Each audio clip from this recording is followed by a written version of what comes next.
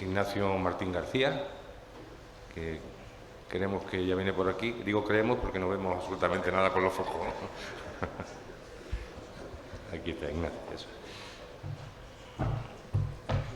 Buenos días, Ignacio. Hola, buenos días. Bueno, deciros que Ignacio es ingeniero químico por la Universidad de Valencia y es doctor por el Centro de Ciencias del Agua de la Universidad de Cranfield en Reino Unido y pertenece a la empresa NX Filtration. Ignacio nos va a hablar, su ponencia se titula Nanofiltración con fibras huecas para la reutilización de aguas residuales municipales, una comparación técnico-económica y basada en el ciclo de vida con el tratamiento convencional con membranas. Cuando quieras, Ignacio. Bueno, muchas gracias por la presentación y también agradecer a Edith la oportunidad de dar a conocer más a NX Filtration. Bueno, NX Filtration es una empresa holandesa que fabrica membranas de ultra, micro y nanofiltración de fibra hueca basada en polietilsulfona, y su principal desarrollo consiste en la fabricación de membranas de nanofiltración usando la tecnología layer by layer, que consiste en la aplicación de capas de polímero cargados de forma alternativa, capas de distinta carga, en la estructura de las fibras, lo que permite al final tener un módulo que tiene un aspecto de módulo de ultrafiltración, pero que presenta eliminaciones típicas de la nanofiltración. Las ventajas principales de la nanofiltración de fibra hueca en comparación con las membranas convencionales en espiral consiste, en primer lugar, que al ser los módulos fabricados con fibras permiten una mayor concentración de sólidos en el agua a tratar, con turbideces de hasta 150 NTUs, y que la capa de polímero, la capa activa que le da las propiedades de eliminación de nanofiltración, a diferencia de las membranas de poliamida, es químicamente estable ante el hierro, el aluminio y el manganeso, y lo más importante es que es resistente al cloro, con lo cual se pueden realizar limpiezas químicas con hipoclorito, que son las limpiezas que son más efectivas para el ensuciamiento orgánico y para el biofouling. Y esto implica también que se puede aplicar a aguas con concentraciones de materia orgánica significativamente más altas que las membranas de arrollamiento en espiral. Nosotros a las membranas de nanofiltración de fibra hueca les llamamos membranas de nanofiltración directa. Y esto es porque en muchos casos se pueden aplicar directamente al agua tratada, con el único pretratamiento necesario, siendo un strainer de unas 200 micras. Y esto lo que implica es que te puedes ahorrar en un gran número de etapas de tratamiento, con el consiguiente ahorro en costes de operación y costes de inversión. Las principales aplicaciones de la nanofiltración directa son potabilización de aguas, principalmente eliminación de color y de materia orgánica y, en consecuencia, eliminación de productos de desinfección como trialometanos y ácidos salacéticos, y eliminación de microcontaminantes orgánicos, incluyendo pesticidas y PFAS. En el campo del tratamiento de agua industrial, la principal aplicación también es la reutilización de efluentes de la industria, y en el campo de la depuración, la principal aplicación es la reutilización de aguas, con un foco especial en la eliminación de contaminantes, de microcontaminantes orgánicos, para evitar verterlos al medio. Y esto es un poco el objetivo de la presentación, el de enseñaros los resultados de un esquema de tratamiento compuesto por la nanofiltración directa en combinación con un proceso de oxidación avanzado para eliminar microcontaminantes orgánicos. Esto es directamente del efluente secundario de una depuradora, y realizar una comparativa técnico-económica con un esquema de tratamiento convencional de membranas. La combinación de nanofiltración directa con procesos de oxidación avanzada como ultravioleta y peróxido. Es una combinación que es muy eficiente a la hora de eliminar microcontaminantes orgánicos. En primer lugar, porque la nanofiltración ya elimina una cantidad importante de estos microcontaminantes orgánicos, y en segundo lugar, porque produce un efluente de una calidad que es muy alta, y con lo cual se pueden aplicar las dosis altas que necesitan los procesos de oxidación avanzada para eliminar microcontaminantes sin tener un coste de energía y un coste de inversión excesivamente elevado, ¿vale? Los datos que os voy a presentar ahora son los datos que se hicieron para un proyecto con un cliente en el norte de Europa que estaba interesado en ver si era posible, con esta combinación de nanofiltración directa aplicada al efluente secundario y procesos de oxidación avanzada, llegar a calidades de agua de potable, con lo cual podría ser una calidad de agua para potabilización indirecta. Y las pruebas se realizaron a nivel de planta piloto con un piloto de nanofiltración directa con un módulo de los que se emplea a escala real con 50 metros cuadrados y con una producción aproximada de agua tratada de 1 metro cúbico hora. Y en cuanto al posttratamiento con ultravioleta, bueno, se fueron haciendo pruebas con distintas dosis de ultravioleta y peróxido para ver qué niveles se necesitaban para eliminar los microcontaminantes orgánicos.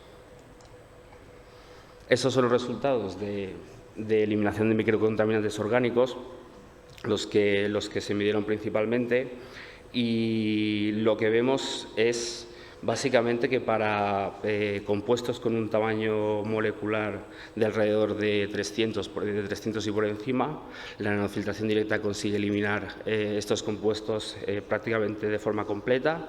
Entonces, estos son los compuestos que aparecen aquí a la izquierda de la gráfica, y las barras azules representan la eliminación que se ha podido medir en la nanofiltración directa, y la parte que es gris es simplemente que está por debajo del límite de detección. Así que esos resultados quieren decir que son eliminaciones directas. Y luego a la derecha de la gráfica aparecen los compuestos que tienen pesos moleculares por debajo de 300 y en este caso la eliminación de la nanofiltración directa estaba entre 50 y 70%. Y con el posttratamiento con ultravioleta y peróxido se conseguía también llegar a eliminaciones del 100%, ¿vale?, de todos estos compuestos. En cuanto al comportamiento de la membrana, esto es un zoom de lo que sería el régimen de operación normal de la membrana de nanofiltración con un efluente secundario. Lo que aparece en verde es la permeabilidad de la membrana, y en rojo aparece la turbidez. Esto es en un periodo de una semana.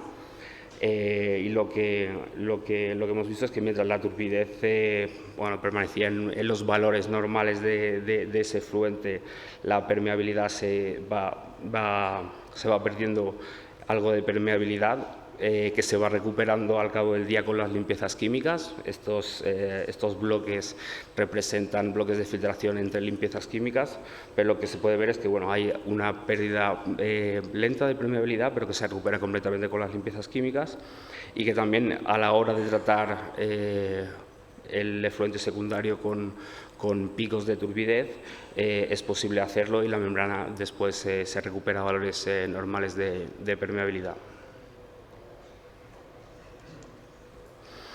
Con la información que se obtuvo de este pilotaje, lo que se ha hecho ha sido un estudio económico de distintas alternativas para la eliminación de microcontaminantes orgánicos a partir de efluentes de depuradoras, y esas alternativas han incluido un esquema de ultrafiltración y osmosis inversa, otro de ultrafiltración y nanofiltración en espiral, otro que consiste en ultrafiltración y directamente la aplicación del proceso de oxidación avanzado, y la nanofiltración directa con el proceso de oxidación avanzado. Lo que vemos, lo que incluye estos costes son costes de equipos, costes de energía, de reactivos tanto del proceso de oxidación avanzado como de reactivos para la membrana, coste de reposición de membranas y coste de reposición de las lámparas ultravioleta. Y lo que vemos es que los costes totales, la suma de equipos y los costes operativos, están en torno a un 30% por debajo para el caso de la nanofiltración directa más el proceso de oxidación avanzado en comparación con un esquema típico de ultrafiltración y ósmosis, y alrededor de un 25% menos que la ultrafiltración y el proceso de oxidación avanzado. Y viene a ser más o menos parecido al coste de una ultrafiltración y una nanofiltración convencional. En cuanto a la diferencia, principalmente se debe a los consumos de energía, que es alrededor de un 50% menor para la nanofiltración avanzada seguida con oxidación avanzada en comparación con el esquema de ósmosis, viniendo a ser los costes, los consumos de la membrana de unos 0,25 kWh por metro cúbico y del AOP de unos 0,1 kWh por metro cúbico.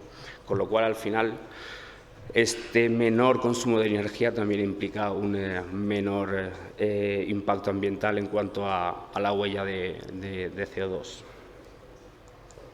Así que, en conclusión de este estudio, lo que podemos sacar es que las membranas de nanofiltración directa son capaces de eliminar una cantidad importante de microcontaminantes orgánicos, si esto con un consumo de energía relativamente bajo. Si esto se sigue con un post-tratamiento con ultravioleta y peróxido, es posible eliminar prácticamente todos los microcontaminantes orgánicos, y que también que la nanofiltración directa es posible aplicarla directamente a los efluentes secundarios de las depuradoras, y que este esquema de tratamiento supone un ahorro en los costes totales y, sobre todo, una reducción en la huella de carbono del proceso. Así que eso es todo y gracias por su atención.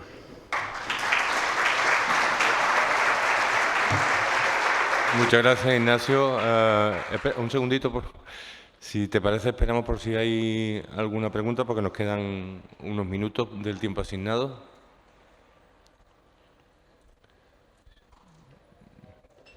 Yo, mientras, si alguien se decía, tengo una curiosidad.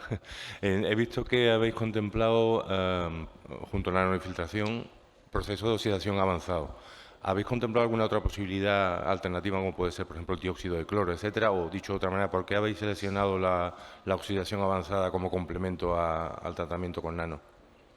Bueno, la hemos considerado en realidad. Bueno, hay varias posibilidades en las que aplicar este fluente el efluente de una nanofiltración directa puede dar a un posttratamiento muy ventajoso, porque tiene una calidad muy alta.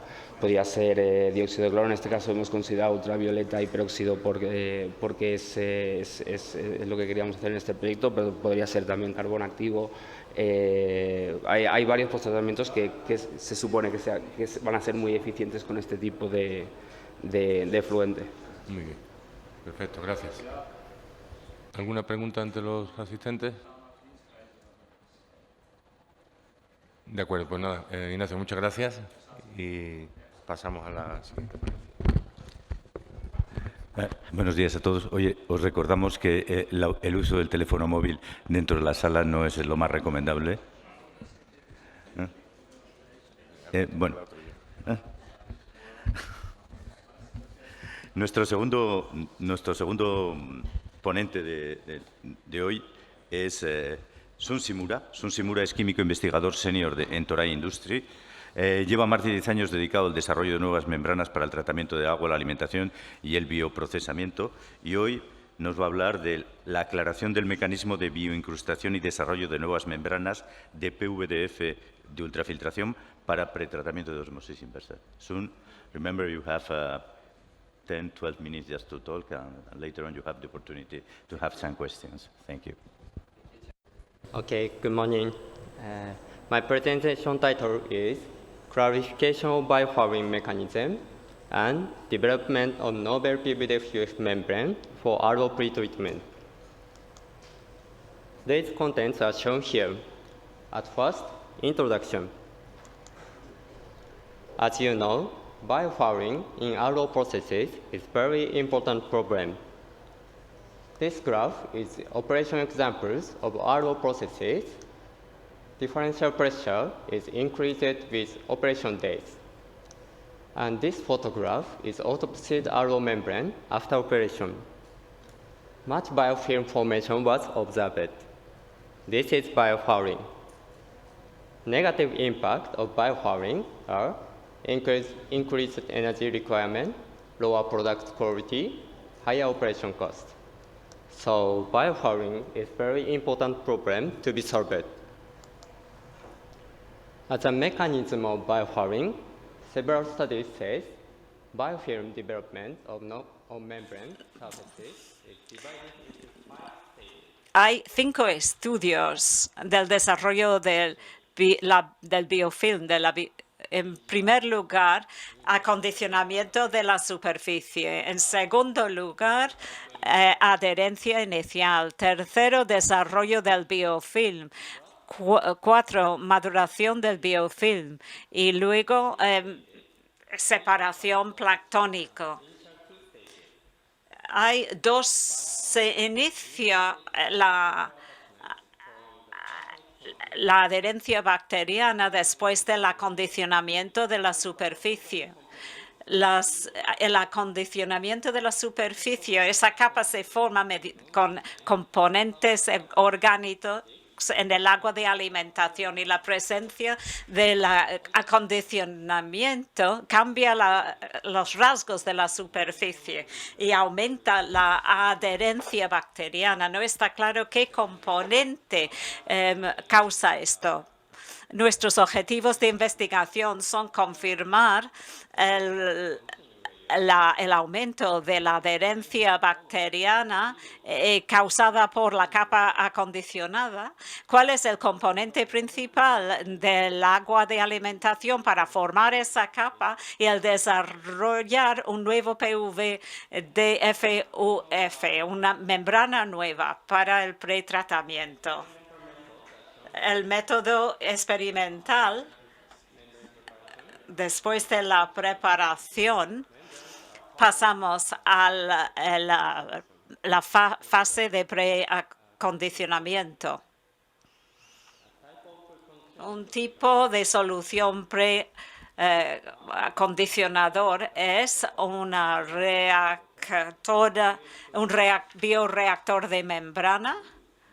Y el segundo tipo es los elementos ensuciadores modelos. Aquí tenemos la configuración experimental. Las membranas están aquí en esta célula de osmosis inversa. Pasan por la bomba y se mantiene la temperatura constante. El permeado también se controla mediante este controlador de flujo para que sea uniforme. Hay una solución bacteriana aquí que se inyecta en el agua de alimentación mediante bombeo. Aquí tenemos el resultado de esta prueba de adherencia, y aquí vemos la comparación de la adherencia bacteriana utilizando una membrana limpia y una membrana MBR. Más bacterias se adhirió en la segunda membrana. Para aclarar el principal componente de la capa de acondicionamiento del agua de alimentación, estudiamos LCOCD, que es una técnica que excluye basado en el tamaño. Cuantificamos la adherencia con esta ratio. La ratio de adherencia de cada fragmento se ve aquí. El biopolímero tenía el nivel más alto. Quiere decir que son muy importantes en esta capa. En estas fotos se ven microscopia confocal después de distintas duraciones. Como pueden ver, la posición de cada muestra es similar para BSA y bacterias.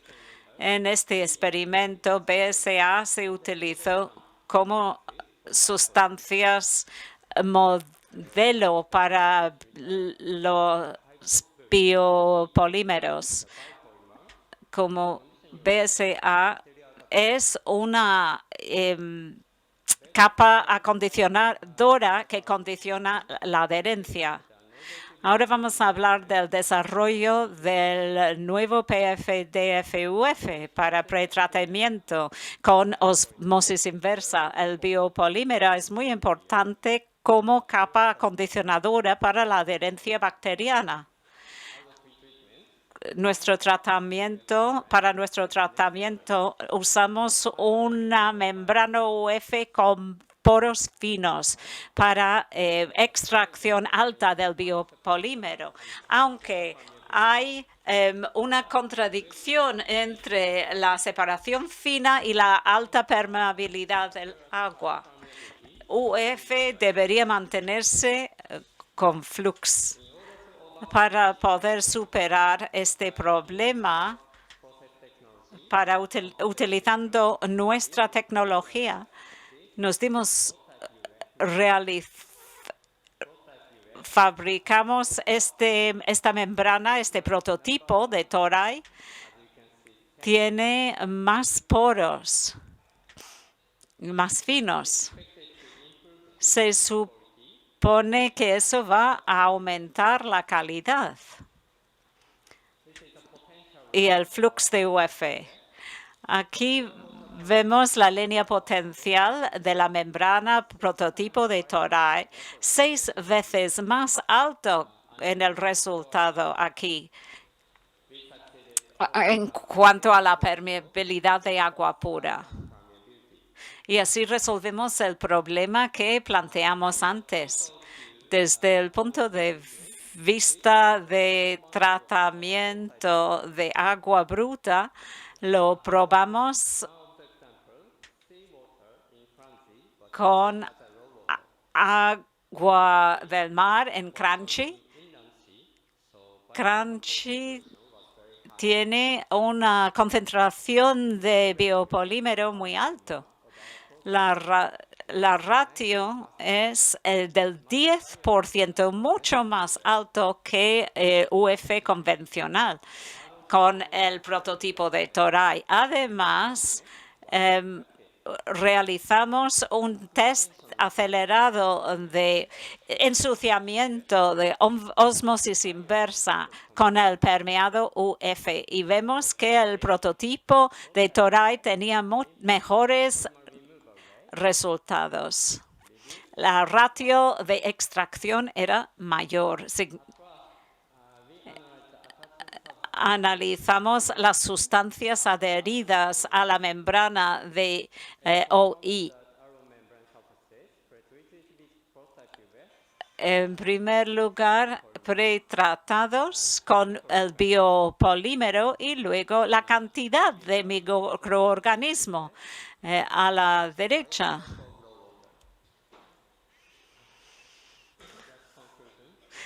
Como conclusión, mejora la adherencia bacteriana causada por capas acondicionadoras.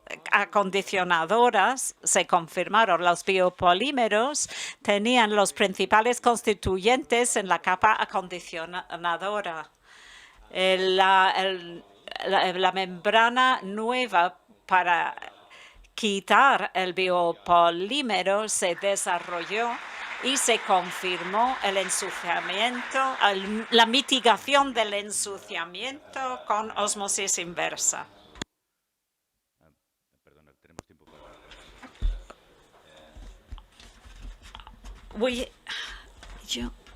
Esto.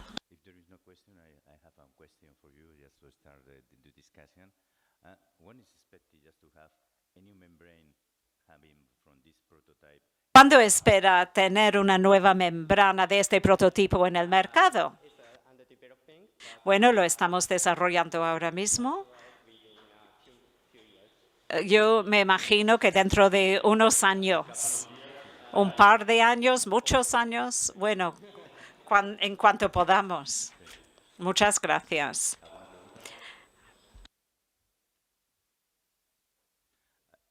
Al final allí.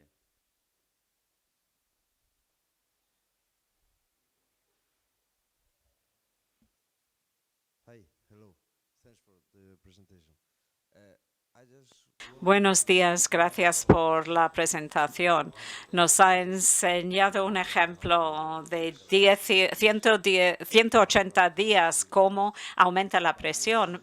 Al utilizar este sistema, ¿cuánto se podría alargar este plazo, el periodo hasta que la presión diferencial sea demasiado alta? Me pregunta sobre la presión sobre la membrana. No, al utilizar la membrana UF, ¿hasta qué punto se puede aumentar la presión hasta que haga falta limpiar la membrana? No, lo siento, no acabo de entender, dice el ponente. Quizás lo podemos hablar después de la sesión. Así que no hay conclusiones de momento. Todavía tiempo para una última pregunta, si alguien quiere.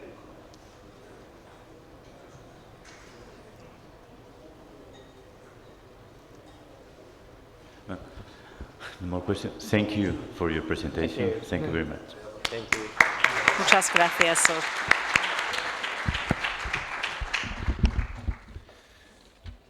Bien, pues pasamos al siguiente ponente, que es Antonio Jiménez, que ya creo que viene por aquí. Sí.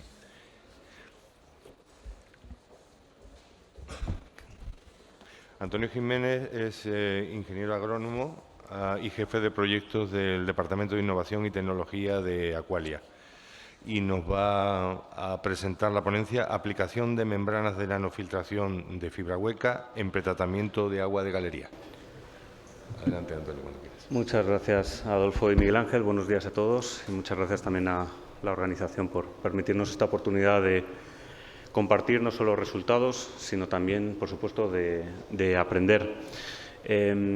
Yo hoy voy a hacer no solo esta presentación, sino más tarde, hacia las 12 menos cuarto creo que es, otra presentación, y las dos versan sobre una misma aplicación, una misma solución tecnológica, que es la nanofiltración, que ya Ignacio Martín pues ya ha hecho una buena introducción del producto en sí. En este caso es una aplicación exitosa, tiene lugar en las Islas Canarias, es un lugar que, bueno, como dice la canción, ¿no? Pues que en este país no sabe llover. Esto parece que también aplica en las Canarias. Es una zona donde la precipitación es muy irregular a lo largo del tiempo. Pueden ver las barras abajo. Yo creo que esto ya da una idea gráfica de cómo es esta heterogeneidad en las precipitaciones, pero es que además esto es el promedio anual. Luego, incluso dentro de cada año, pues parece que todavía hay más variaciones. Son precipitaciones estacionales. Eso hace que sea una zona pues, donde los recursos hídricos haya que, obviamente, tenerlos muy en cuenta, y además vemos esta tendencia con el tiempo que lamentablemente pues, parece que es descendiente, ¿no? Que cada vez llueve menos. En cualquier caso, es una aplicación muy singular en la cultura hidráulica de las Islas Canarias. El agua de galerías es un tipo de aprovechamiento del agua muy común. Está basado en estructuras subterráneas que básicamente lo que hacen es permitir el aprovechamiento de agua subterránea, y está, como digo, fuertemente implantado. En el caso de la isla de Tenerife es muy evidente. Dentro de todos estos casos hay algunos en los cuales pues destacan por su alta capacidad, sobre todo en estos que están ya a mayores cotas. Y en concreto, la aplicación en sí lo que busca es, vamos a ver, es proponer un pretratamiento a unas aguas de galería existentes y en una instalación existente. Es decir, ya existe una electrodiálisis reversible, una instalación que ya existe, pero el contenido en concreto de un componente específico, que es el aluminio, es tan alto que hace que la solución de electrodiálisis reversible no sea del todo viable, no la podamos aprovechar, se colapsan muy rápidamente los componentes, las membranas de la electrodiálisis reversible. Esto requiere muchas limpiezas, acorta la vida de los equipos, etcétera. Entonces hay que poner solución. Obviamente, el objetivo de esta electrodiálisis reversible es aprovechar este agua y cumplir con el Real Decreto 140/2003 de agua potable. Entonces, como pretratamiento, lo que se propone aquí es una nanofiltración que lo que nos permita es limar esa eliminación de aluminio, sobre todo, que es el que nos da problemas. Y, por supuesto, si rebaja otros componentes, pues bienvenidos serán. Esta es la necesidad. Entonces, en este caso, se ha recurrido a unas membranas que son las que se ha presentado antes, por parte de NX Filtration, y en concreto con este modelo de NF40, que es el de 400 Dalton. 400 Dalton ya realmente es un corte de poro que ya nos permite pensar en retención por supuesto, de materia orgánica natural, pero también ya de ciertos iones de cierto peso molecular, como puede ser el aluminio y el sulfato, sobre todo. Esto se hace sobre una planta piloto con 40 metros ahí hay un error, no son 0,43 metros cuadrados, son 43 metros cuadrados. Quiero decir con esto que es un piloto ya con un módulo industrial, con un módulo representativo, con el sistema también semejante a lo que sería una planta grande, un fit and bleed, ¿no? Pues una primera bomba que es la que aporta la capacidad de producción o de tratamiento, y la segunda que es la que se encarga de la recirculación. El único pretratamiento que hay es el prefiltro, que ya lo ha comentado Ignacio Martín antes, de 200 micras, o sea, es realmente una nanofiltración bastante directa, un tratamiento muy directo sobre las aguas, con las presiones y los rangos de operación típicos de esta tecnología. Y bueno, estos ya serían los resultados, como digo, entendemos nosotros bastante exitosos. Es un proyecto que todavía no ha terminado en sí, o sea, todavía hay estamos obteniendo resultados, pero bueno, en cualquier caso sí hay ya suficientes como para irlos presentando aquí y parecen que ya son concluyentes, ¿no? Sí que a lo mejor, pues en el caso del pH, no sé si se ve mucho con el contraste, pero bueno, hay, digamos, la comparativa entre, pues lo típico, entre la entrada, entre el permeado y también en el concentrado. Y sí que es verdad que en el pH no hay prácticamente variación. Algo en la conductividad, es un agua bastante salina para ser agua potable, aunque está dentro de los límites del Real Decreto 140. Y donde sí que vemos ya la diferencia es en lo que esperábamos y lo que queríamos, ¿no? Es decir, una eliminación de más del 90% en el aluminio y ya de propina el sulfato, porque también tiene un peso molecular alto, y parcialmente pues la dureza retiene ya los cationes bivalentes como calcio y magnesio, que ya permiten también obtener un agua pues algo menos dura y sobre todo reducir el potencial de incrustación de estas aguas.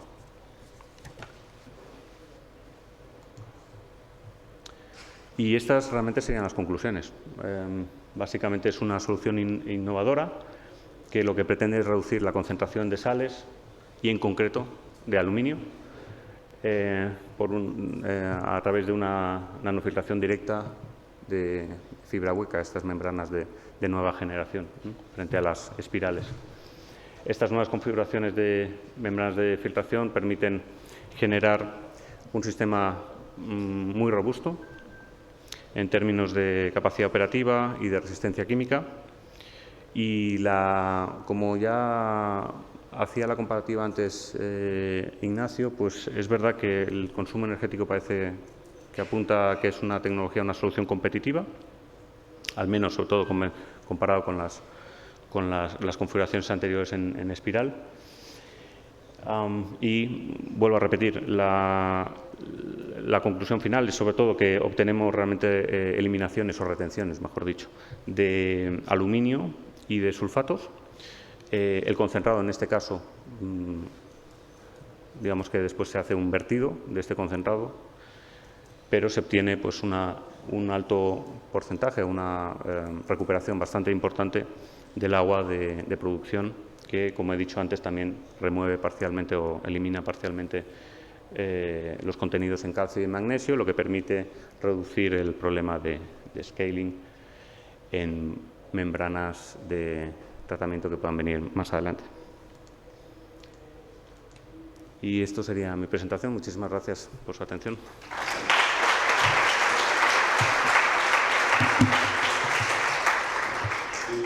Antonio, muchas gracias porque has cumplido perfectamente con el tiempo. Incluso nos sobra un poquito por si alguno de los presentes quiere hacer alguna pregunta.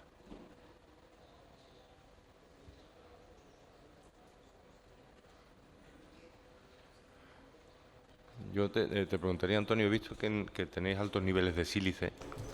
Sí, correcto. Y que realmente la nano no consigue reducirlo. ¿No tenéis problemas luego en la EDR con la sílice? No tanto. O sea, sí es verdad que asociamos el sílice a esas cosas, a ese tipo de incidencias, pero de momento, bueno, parece que está dentro de un orden razonable. Por supuesto, sería ya lo deseable. Exacto. Pero desde luego al menos nos permite desbloquear, yo creo que es muy importante, el carácter pragmático de la solución, que es decir, cuando tenemos una solución existente, ¿no? Que ya existe, una instalación ya existente, vamos a tratar de aprovecharla, vamos a tratar de ver qué se puede hacer, un poco de acupuntura, a ver dónde podemos tocar, para que eso después ya nos permita aprovechar ese tipo de estructura. Por supuesto, sería deseable eliminar el sílice. Sí hay algo de retención, pero es mucho más modesta, eso es cierto. Muy bien. De acuerdo. Muchas gracias, Antonio. ¿Alguna pregunta? Bueno, parece que no. Si no, utilizo y te hago otra pregunta.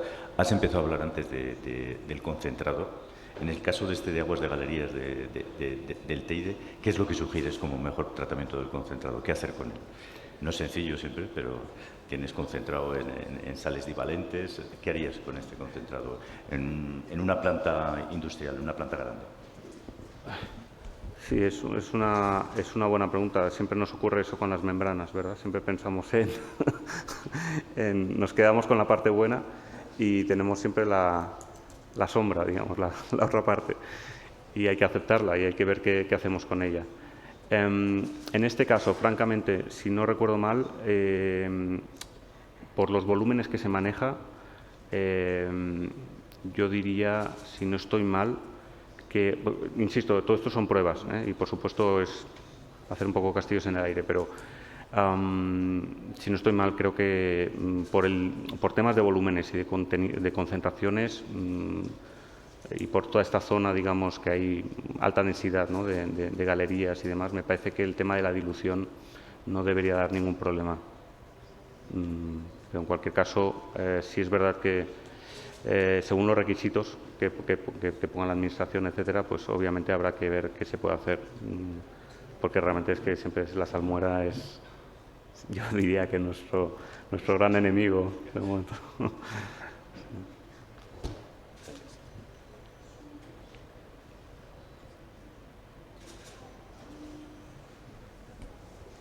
¿Alguna pregunta? Bueno. Sí, no, muchas gracias por tu presentación y estamos ganando tiempo para el final. Vamos, muchas gracias.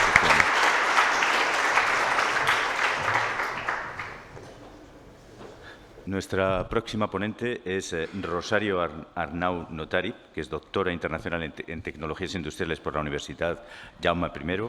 Actualmente es técnica de investigación y desarrollo en FACSA, llevando la coordinación de proyectos nacionales y responsable de proyectos de consultoría en IDRENS. También es responsable del área de Relaciones Internacionales y Sostenibilidad del chapter español de la red Young Water Professional de la IUAP.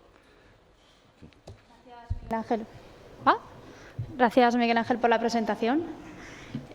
Bueno, yo no voy a hablar de membranas, aunque bueno, sí que hemos llegado a simular membranas. La presentación.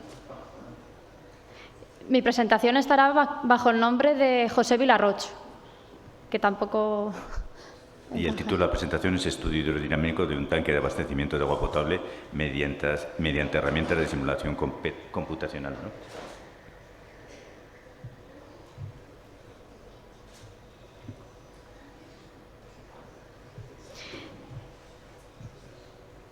Bueno, pues nada, no voy a hablar de membranas, pero voy a hablar de un estudio que hemos realizado en FACSA en colaboración con la Universitat Jaume I. Y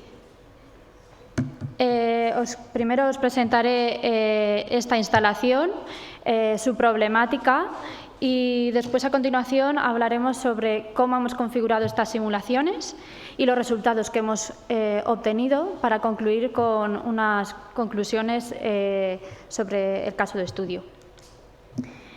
En cuanto a la problemática y a lo que es la instalación, pues en este caso tenemos una instalación que se encuentra en el municipio de Betxí, en la provincia de Castellón, aquí en España. Y esta instalación consta de 2 entradas de caudal y una salida. El caso de estudio es este tanque de mezcla que está aquí y tiene la entrada de planta, la entrada de consorcio y la salida a red. La problemática que tenemos en este caso de estudio es que el control de la agitación de este tanque se basa bajo la premisa de que es un tanque completamente agitado.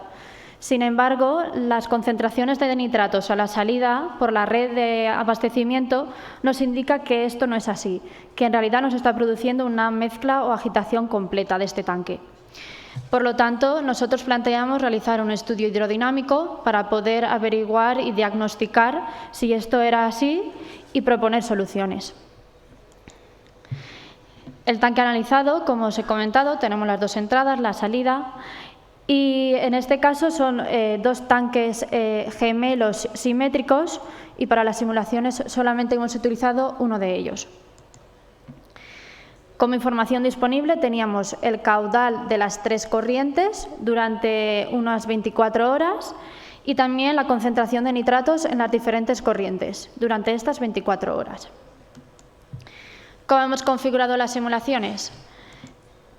Pues bien, en todo flujo de trabajo CFD, el primer paso es realizar la geometría sobre la que vamos a simular. Y esta geometría lo que considera es el volumen que ocupa el fluido. En nuestro caso se utilizó el volumen ocupado dentro del tanque por una lámina de agua de 2,5 metros de altura. Después se realizó la malla. Y en este caso la malla la malla consiste en dividir toda esta geometría en pequeños volúmenes y nosotros lo dividimos en una malla de entre 250.000 y 260.000 nodos. En esta malla se crearon zonas de refinamiento para poder captar mejor los caudales de entrada al tanque. El siguiente paso ya es aplicar las condiciones de contorno y configurar nuestra simulación. Aquí, en este caso de estudio, podíamos aplicar diferentes aproximaciones. Una primera aproximación podría ser aplicar una simulación estacionaria que sería muy baja en tiempo de computación y que, sin embargo, implicaría una serie de limitaciones, como que solo podríamos, se podría utilizar un bifásico, pero en este caso tendríamos que utilizar solamente la fase agua. Y después la otra aproximación que podríamos utilizar es transitoria y bifásica. tendríamos el volumen variable de la lámina de agua y el problema que tendríamos en este caso es que el tiempo computacional sería excesivamente elevado. Por lo tanto, se haría el estudio prácticamente inviable en los tiempos requeridos. Por ello, el modelo que se ha aplicado es una aproximación híbrida entre un modelo estacionario y el modelo bifásico, con variación del caudal, con variación de la altura de la lámina de agua, perdón. En este caso se ha aplicado una simulación transitoria con una variación del caudal en las 3 corrientes, en las 2 de entrada y la de salida.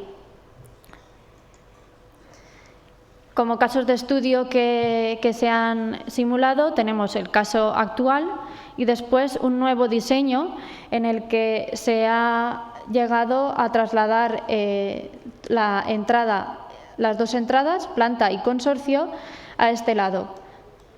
Señalar aquí pues, la diferencia, ¿no? En el modelo actual, planta entra por aquí, consorcio entra por aquí y prácticamente está muy cerca de la salida. Y en el nuevo diseño, pues planta y consorcio se han reunido, ¿no?, al inicio del tanque y red, la salida, está más alejada. ¿Qué hemos visto en estas simulaciones transitorias? Pues bueno, ahora voy a mostrar diferentes imágenes de la distribución de los nitratos dentro de estos tanques. Las imágenes de arriba son el modelo actual y las imágenes de abajo es el nuevo diseño. Aquí lo que vemos es el instante 45.600 segundos y como se puede observar, pues tenemos que todo el caudal está entrando por planta y planta nos está aportando una gran concentración de nitratos. Y justamente nosotros tenemos una limitación en la concentración de nitratos en la red. Lo que estamos viendo aquí en esta simulación es que en el instante 45.600, en el modelo actual, nos entra el caudal de planta y hay una acumulación de los nitratos que se ve que hay zonas de mayor concentración y zonas de muy poca concentración. Y además también lo que se observa es un cortocircuito. Directamente entra el caudal de planta y prácticamente por aquí, por este lateral, puede llegar a alcanzar la red de abastecimiento. En el modelo modificado se ha visto que entra todo el caudal por planta, tenemos una menor acumulación de los nitratos y evitamos este cortocircuito.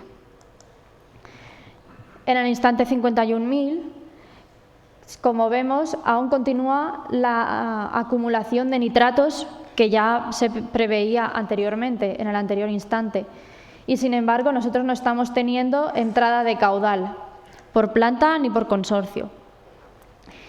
Lo que vemos en el modelo modificado, en el nuevo diseño, es que la concentración de nitratos sí que se ha homogeneizado y sí que el tanque estaría mejor agitado. En el instante 6000 ocurre un poco lo mismo. Tenemos que todo el caudal está entrando por planta, aportando gran concentración de nitratos, y en el caso del modelo actual también vemos una gran acumulación de los nitratos y unas zonas de baja concentración. Sin embargo, en el nuevo diseño pues, se ve una mejor homogeneización. Y ahora, esto es lo mismo que antes, pero bueno, es un vídeo de las 24 horas de simulación.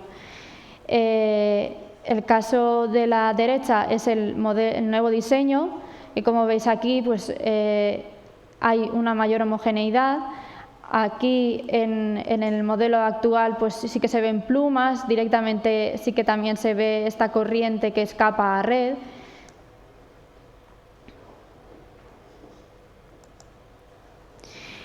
Y esto ya sería la evolución de la concentración de nitratos, la concentración media dentro del tanque y después también la concentración a la salida en red.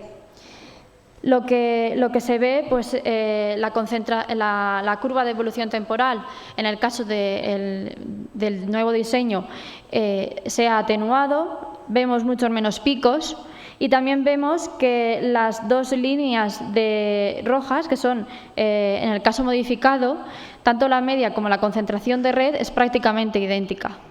Estas tres cosas lo que nos indican es que existe una menor acumulación de los nitratos, una buena agitación del tanque y ya no existen estos cortocircuitos que eran directos desde consorcio y de salida hasta la red. ¿Qué hemos podido concluir de este estudio? Pues bueno, hemos creado una nueva metodología para analizar casos en los que tenemos una variación de la lámina de agua. Es una aproximación que nos ha permitido reducir el tiempo computacional y predecir y optimizar este tanque. Y después, por otro lado, con este nuevo diseño lo que hemos conseguido es una mejor agitación y eliminar los cortocircuitos. Muchas gracias.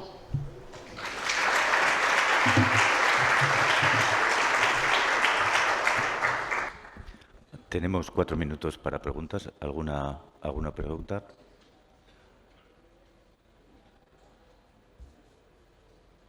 Mientras alguien se decide, te voy a hacer una. ¿Habéis evaluado cuál es la diferencia de pérdida de carga que tenéis a la entrada para hacer esa buena difusión en consumo energético? No. Habéis cambiado energía por una buena difusión del agua.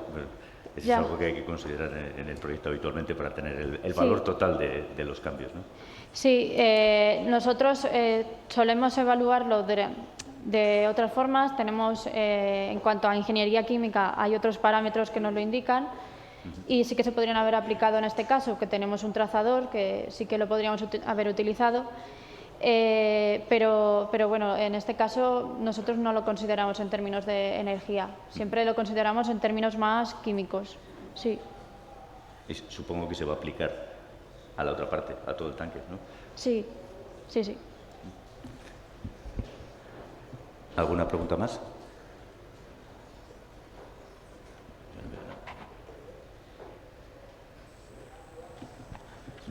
Muchas gracias.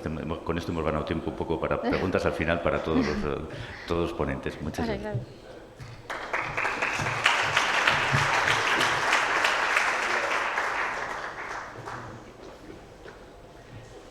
Bien, pues pasamos a la siguiente ponencia, que nos la va a presentar Eloy Pita. Eloy ha desarrollado una brillante carrera académica que concluyó en la École Nationale de Ponts et Chaussées en París en el 91 y después de pasar por algunas empresas como Dragados y Técnicas Reunidas, pues en 2006 creó su propia empresa, Increa, de la que es director general. Y hoy nos va a presentar una ponencia que habla del diseño y construcción de tuberías marinas en plantas desalinizadoras en Egipto mediante la perforación dirigida. Eloy, cuando quieras. Muchas gracias. Tuve dudas de si hacer la presentación en español o en inglés y al final la voy a hacer en español, pero las diapositivas están en inglés. Bueno, nosotros hemos participado en muchos proyectos de conducciones submarinas para desaladoras en el mundo. Y en este caso concreto vamos a describir 3 proyectos que hemos hecho en Egipto para plantas de pequeña capacidad, en las cuales nosotros hemos hecho la ingeniería y la construcción lo ha hecho la empresa de Salia Contam. Son plantas en las cuales hemos aplicado una tecnología que es la de HDD, que es Horizontal Directional Drilling, que en español es perforación dirigida. Y vamos a explicar esta técnica que yo creo que es muy ventajosa en algunas circunstancias y vamos luego a explicar o describir las 3 plantas donde se aplicó el sistema. Bueno, voy a hacer un pequeño esquema voy a exponer un pequeño esquema de la construcción de la perforación dirigida. La perforación dirigida inicialmente se hace un agujero piloto, una perforación piloto, que es esta, desde tierra, atacamos con un pequeño diámetro una trayectoria predefinida. Lógicamente hay que conocer cómo es el terreno para buscar la trayectoria más adecuada y la perforación sale en el fondo del mar, o bien a priori o bien después. Ya es lo que voy a explicar ahora, porque una vez que has hecho la perforación piloto, que es, como decía, de pequeño diámetro, hay que ensanchar la perforación para llegar al diámetro buscado. Luego veréis que el diámetro máximo que se hace es el máximo de la tubería suele ser de 1.400 milímetros, o sea que la perforación algo más, 1.500, 1.600. Entonces, para ensanchar se meten unos elementos que se llaman escariadores y se puede hacer de dos maneras. Una es por empuje, que es lo que hemos descrito en esta diapositiva. Esto tiene el inconveniente de que si hubiera una caverna o algo así, podríamos perder el recorrido, es decir, entras, llegas a la caverna y no encuentras la salida de la caverna. Entonces, no es tan seguro como el sistema de pulling, en vez de empujar, tirar, que vamos a ver en la siguiente diapositiva. Lo que pasa es que esta técnica te permite el hacerlo por empuje. Aunque tiene más riesgos, lo bueno es que haces más operaciones desde tierra, necesitas menos equipos marinos. Y además puedes evitar, si quieres, en alguna fase salir al fondo del mar y entonces contaminas menos con la bentonita con la cual sueles rellenar el agujero según vas haciendo la perforación. Entonces, esta técnica, la de pulling, es decir, tirar, es mucho más segura desde el punto de vista geotécnico. ¿Por qué? Porque nosotros lo que hacemos es que una vez que hemos hecho la perforación piloto, los buzos entran y esta técnica es la que hemos aplicado en las tres plantas que voy a describir. Se conectan unas varillas, aquí tienes que tener un equipo marino y unos buzos que conectan las varillas y con el escariador que tiras de él y vas progresivamente tirando, circulando varilla, es decir, la varilla que sale aquí la transportas aquí y vas creando un circuito de varillas, por así decirlo, pero nunca pierdes el camino y vas enganchando a ese varillaje sucesivamente ciertos escariadores de diámetro mayor hasta lograr el diámetro que estás buscando.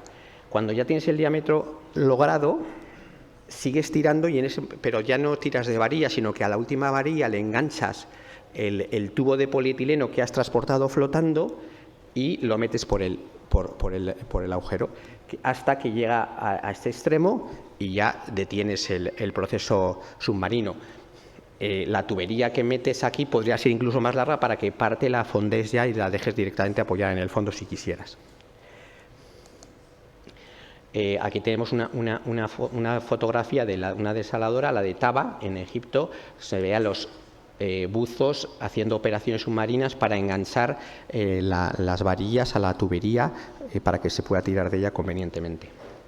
¿Cuáles son las limitaciones de esta técnica? Pues bueno, podrías llegar incluso a 3.000 metros. Para los diámetros más grandes, las longitudes máximas son de 1.700 metros. Para diámetros pequeños podríamos llegar a 3.000 metros.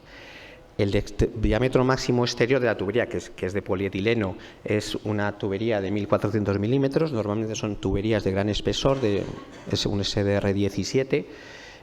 Y la otra limitación es geotécnica, es decir, si hay grava, bolos y tal, ya es complicado de aplicar esta técnica. ¿Cuáles son las ventajas en la fase constructiva? Pues que es buenísima para no impactar la costa. Si tienes una playa que no te dejan tocarla, pues el turista no se va a enterar de que has metido y de que estás construyendo una conducción submarina por debajo de sus pies.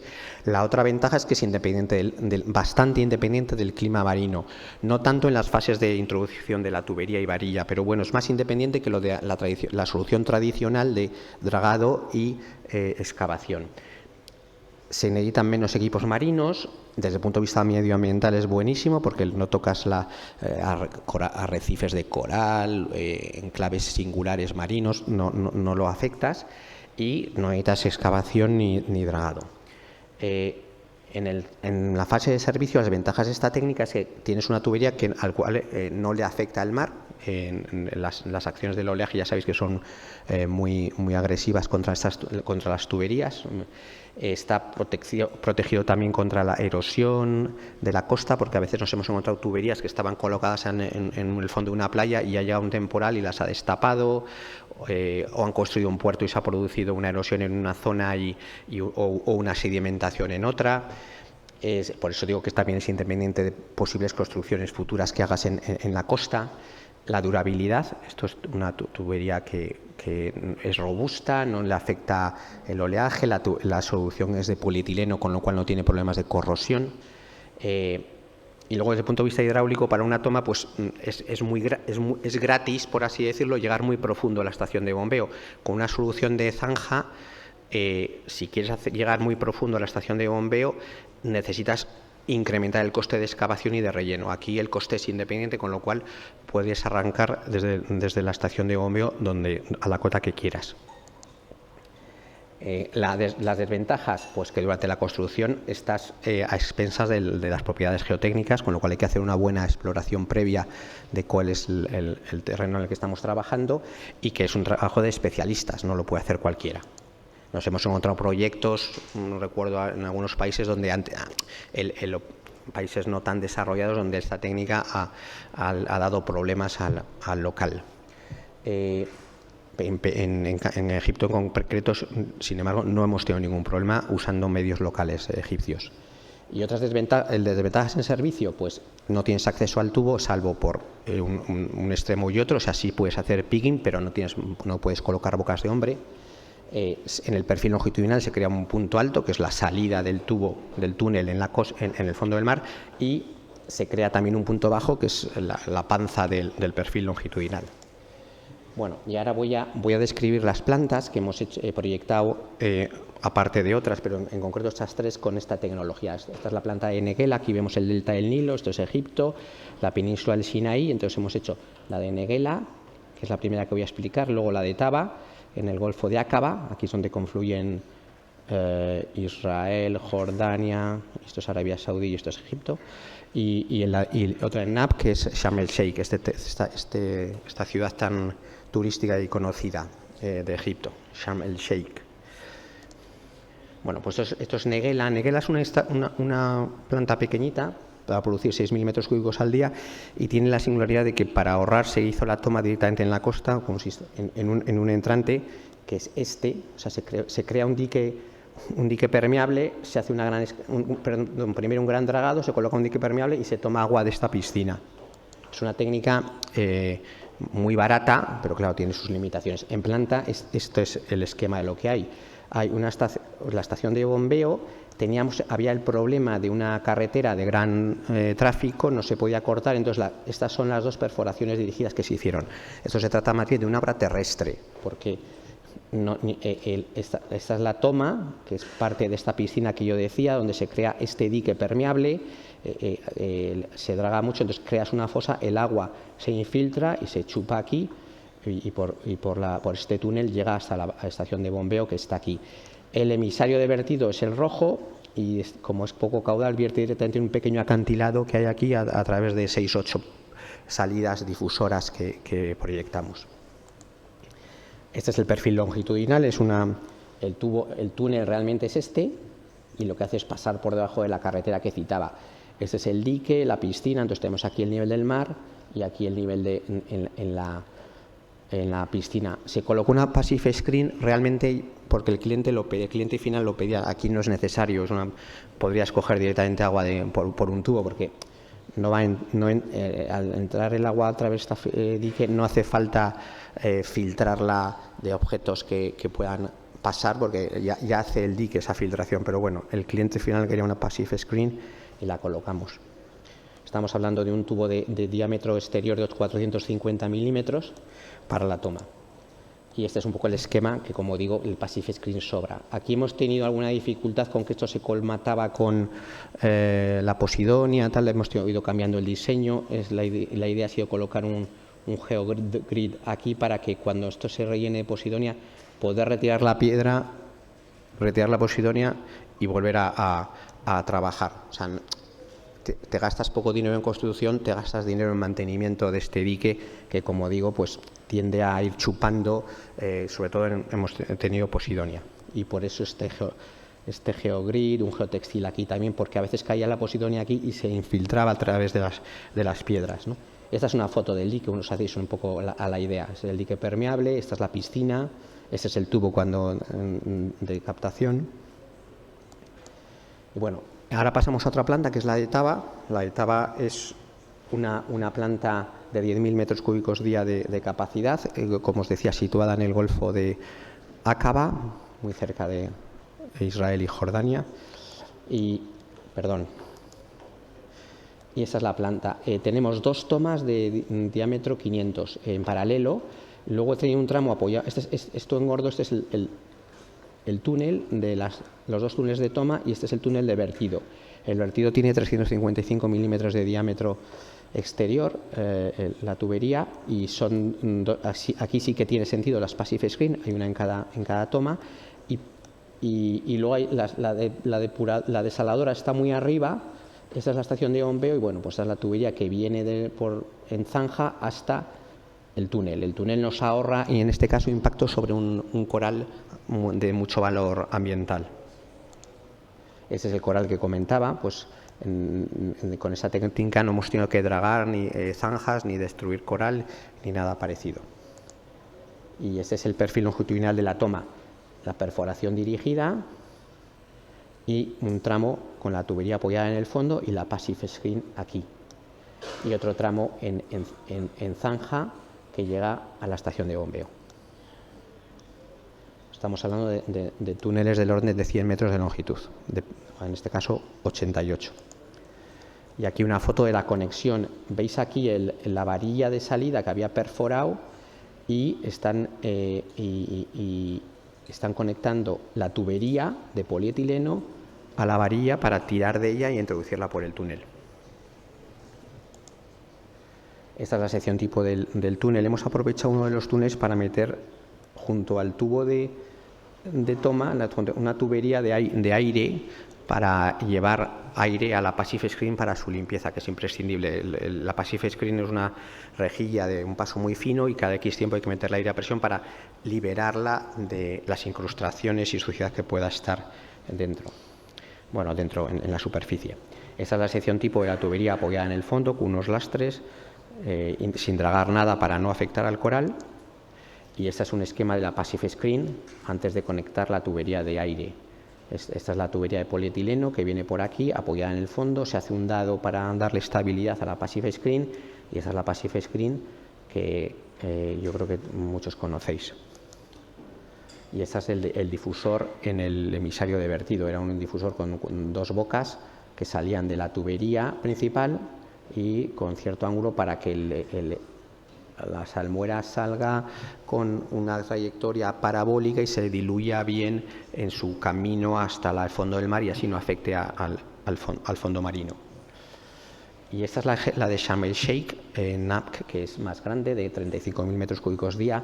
Veis, esto es una zona muy turística, que veis a la gente nadando, haciendo snorkel, porque esto es un arrecife de coral, es un lugar típico de veraneo y de turismo, muy relacionado con el disfrute del mar. Entonces, claro, era muy importante no afectar a todos estos corales. Y a la vez que los turistas tampoco, y la actividad turística no se viera influenciada ni perturbada por las obras. Entonces aquí vemos una planta de las obras. Este es el emisario de vertido que viene en zanja y aquí el tramo el tramo perforado con perforación dirigida 80 metros y sale directamente en la salida donde se coloca el difusor. Y aquí el tramo de toma, la tubería de toma, una sola tubería de 800 milímetros de diámetro exterior que conecta directamente a la passive screen, sin ningún tramo apoyado en el fondo ni nada parecido. Puede parecer que están muy cerca una de otra y que podría haber recirculación. Nosotros hicimos un estudio de recirculación viendo qué le pasaba a la salmuera, si llegaba o no a la toma y pudiera darse un problema de recirculación de la salmuera. Y entonces barajamos distintas alternativas y posiciones para que no sucediera este evento. ¿Termino? Sí, pues ya estoy terminando. Bueno, esto es el perfil longitudinal. La toma, la salida, lo que decía, están tirando del tubo hacia tierra. Este es el momento que ya llega la tubería a tierra. Este es el transporte de la tubería hacia su sitio para tirar de ella y meterla por el túnel. Esta es una imagen de la passive screen de otro proyecto, pero porque en estos 3 proyectos todavía no se ha instalado la passive screen, pero quería que vierais cómo queda en el fondo del mar la passive screen durante su instalación en la otra desaladora de DAG que construyó TAM. Pero nosotros no hicimos el proyecto. Y bueno, esta es la última diapositiva. Las dos conclusiones es que la perforación dirigida es una tecnología muy buena para tuberías submarinas desaladoras de media o baja capacidad y que su uso es muy apropiado en lugares donde hay problemas medioambientales en la costa y elementos que proteger, y también donde el empleo, la disponibilidad de equipos submarinos es reducida, es decir, no tenemos una gran flota de barcos y pontonas, etcétera, para hacer dragados, excavaciones, etcétera, y entonces esta tecnología en dicho caso se aplica muy bien. Nada, cualquier pregunta estoy a vuestra disposición. Muchas gracias. Sí, en este caso sí. Gracias. En este caso, si nos importa, lo dejamos para el final de la sesión si sobra algo de tiempo, ¿de acuerdo? Fenomenal. Muchas gracias. Muchas gracias. Nuestro próximo ponente es Carlos Miguel Centeno. Carlos es ingeniero superior en organización industrial, tiene también un máster, un MBA, tiene más de 30 años de experiencia profesionales en desalación y tratamiento de aguas residuales y potables, así como en infraestructuras hidráulicas de abastecimiento, saneamiento y regadío, tanto en empresas privadas como públicas. Trabaja en aguas del Ter Llobregat desde el 2006 y creo que desde entonces tienes prácticamente tu bebé, tu única preocupación, una planta que me suena de algo. Sí, algo te suena, seguro. Muchas gracias, señores moderadores. Buenos días a todos. Bueno, el estudio que vamos a presentar a continuación es un estudio que hemos desarrollado para comparar diferentes tipos de membranas de diferentes fabricantes en nuestra planta, la desalinizadora del Llobregat. Una introducción es para situarnos en el contexto donde hemos realizado esta prueba en nuestra planta. La planta es una planta grande, una capacidad de 200.000 metros cúbicos día de agua potable.